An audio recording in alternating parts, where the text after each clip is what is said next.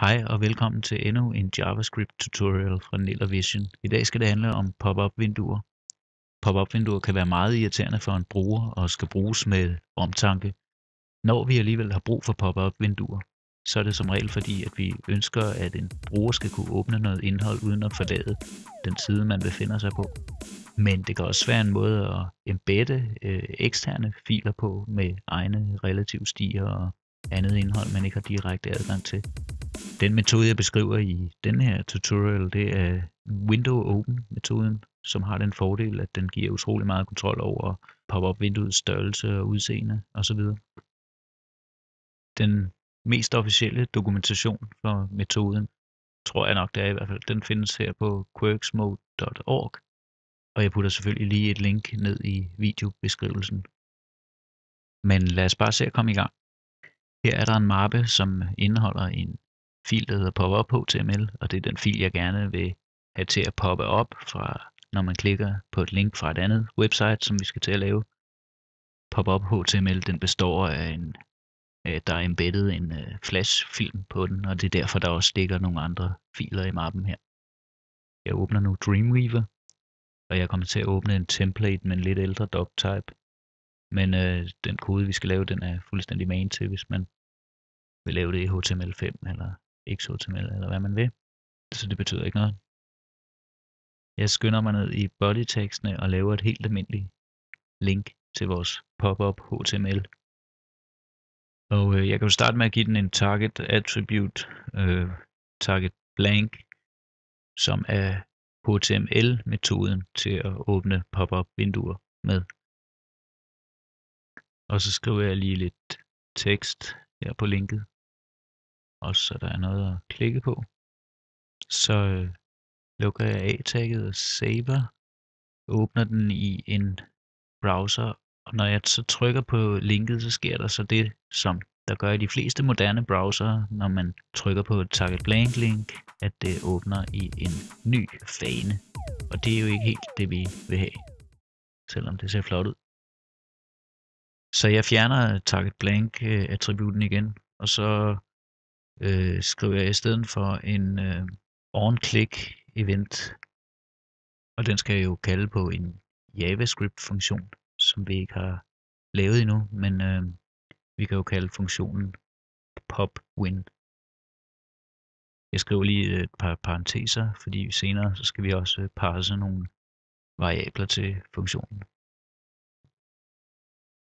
Og så er vi ellers klar til at begynde at lave vores JavaScript-kode, og det kan vi jo passende indsætte heroppe i headeren. Så der går jeg op og laver et script tag, og jeg skriver lige, det er typen tekst JavaScript. Og jeg går også ned og lukker tagget med det samme igen. Nu skal vi jo så have skrevet vores funktion. Function. Og den hed det mundrette navn popwin. Og så skriver vi lige 2 parenteser til funktionens parametre og vores curly brackets. Og inden imellem vores curly brackets, der skal selve vores window open metode skrives.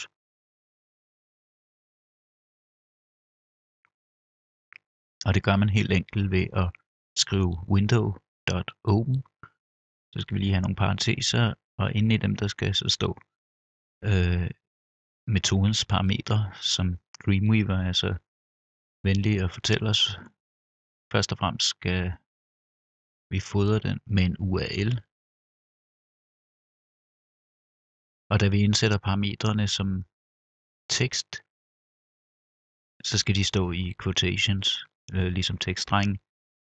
Og hver eneste parameter skal adskilles af et komma.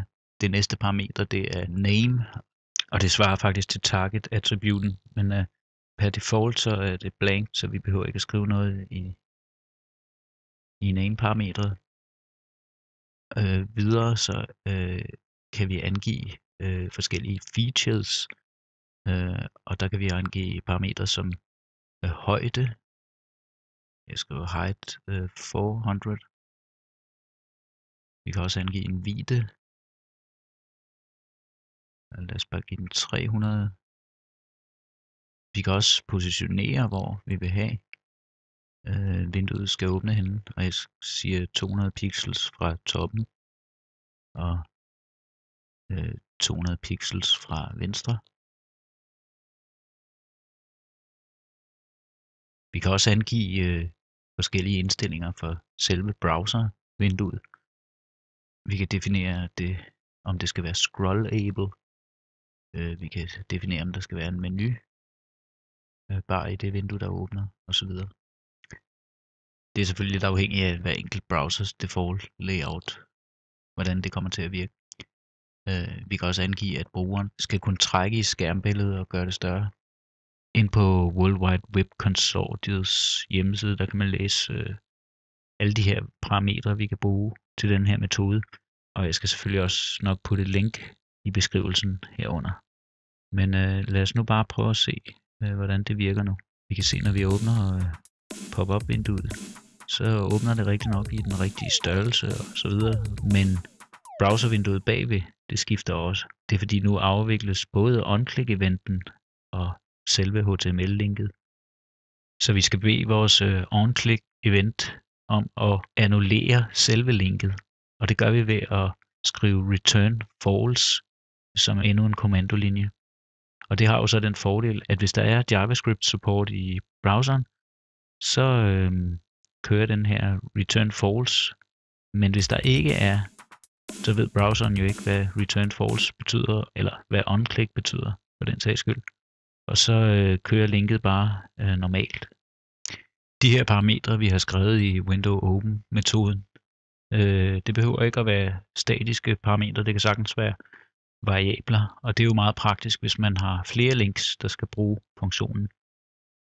Så nu vil jeg vise, hvordan vi kan parse linkets href som en variabel til funktionen, så vi ikke behøver at skrive en statisk adresse op i funktionen. Som jeg forklarede i sidste afsnit, så definerer man en funktions variabler eller argumenter ved at skrive dem i mellem parenteserne i funktionen. Og der skriver jeg så en variabel, jeg kalder URL, og nede i window open udskifter jeg så vores statiske URL med variablen URL. Og så er min idé så, at jeg vil parse URL'en fra hver eneste link, jeg sender til funktionen. Og så jeg går ned i det eneste link, jeg har lavet indtil videre, som er linket til vores pop-up HTML.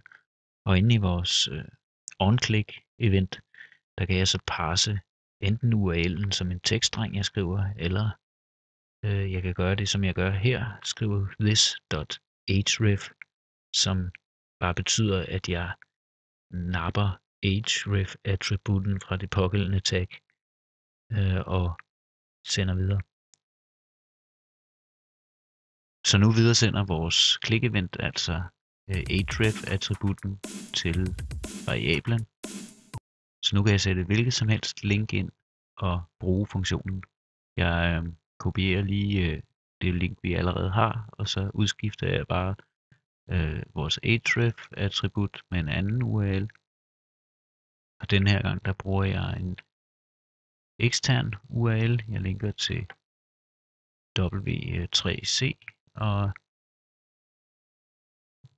jeg kan lige sætte et break tag ind mellem linksene.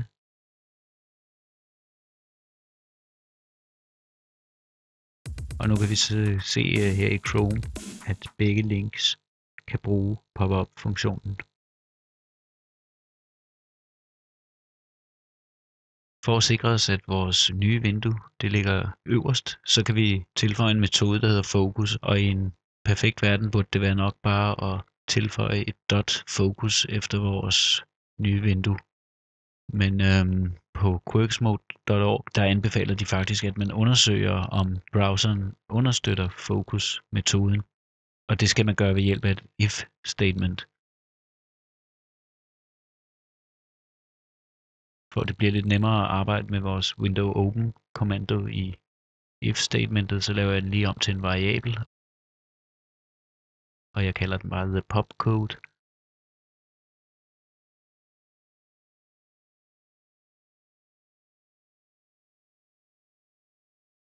og så skriver jeg if-statementene nedenunder, og i konditionerne, der skriver jeg bare window.focus, og det skulle altså være nok til at undersøge, om browseren understøtter window focus metoden.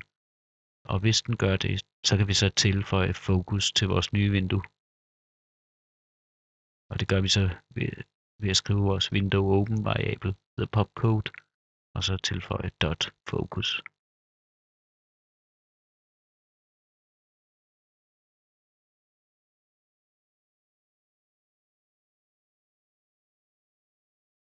Jeg vil lige sige, da jeg forberedte mig til den her videotutorial, der havde jeg lidt bøvl med Firefox og Focus-metoden. Og det er også derfor, at jeg tester det her i Chrome. Men da jeg lagde koden op på serveren, så fungerede det fint i Firefox også. Nu kunne det jo være interessant at prøve at gøre nogle af de andre parametre i vores funktion dynamiske også. For eksempel kunne man måske have behov for, at pop-up-vinduerne havde forskellige bredde. Så jeg laver nu en lokal variabel i funktionen, der hedder parsed width. Så udskifter jeg den statiske vidde med vores variabel her. Men som I ved, så kan variabler jo ikke stå i quotes, og derfor må vi lige afslutte vores quotes, og så skrive et plus for at tilføje variablen, og så et plus igen for at tilføje resten af tekststrengen, og starte quotesne igen. Og nu er vi så nødt til at angive en vidde i vores onClick events. Vi kunne selvfølgelig have defineret en default vidde. Men lad os bare gå ned i onClick eventsene, og så kan vi customize hver enkelt pop-up vindues bredde. Det første link, den får en bredde på 400, og det næste link, det får en bredde på 800.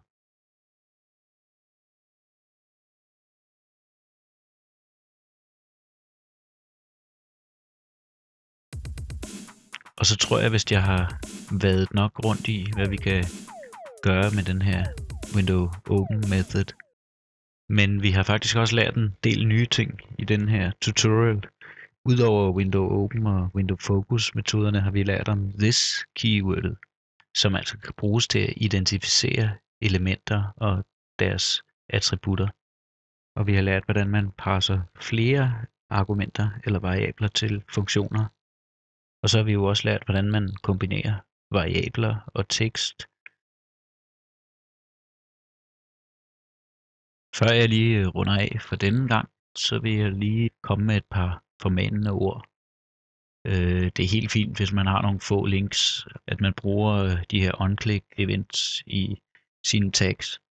Men har man en stor side, eller er ved at bygge et framework, hvor man måske har mange 100 links, der skal åbne i pop-up vinduer, er det mere tilrådeligt, at man laver et script, hvor man indsamler alle links i en såkaldt array, og så tilføjer en onClick function til den her array i stedet for. Det er faktisk også beskrevet på den her side fra quirksmode.org, hvordan man kan gøre det. I kan se her, at der bliver først identificeret alle elementer med tagnamet A, det vil sige alle links. Og så bliver der kørt igennem alle linksene, og alle de links, der har attributen type med værdien pop-up, de bliver indsamlet i den her array, og får så sat den her onClick function på ved hjælp af et såkaldt for loop. Det betyder jo så, at man ikke behøver at skrive onClick på hver eneste link, men man bare kan give dem en type pop-up. Man kan også gøre det med et class name for den sags skyld. Men nu har det også udviklet sig til at blive en meget lang forelæsning. Og hvis I er vågne endnu, så har I ninja skills, hvad angår JavaScript pop-up vinduer. Husk, I kan altid skrive en kommentar, eller gå ind på min hjemmeside og skrive til mig der. Kontakt mig derigennem, er I også meget velkommen til. Tak fordi I så med.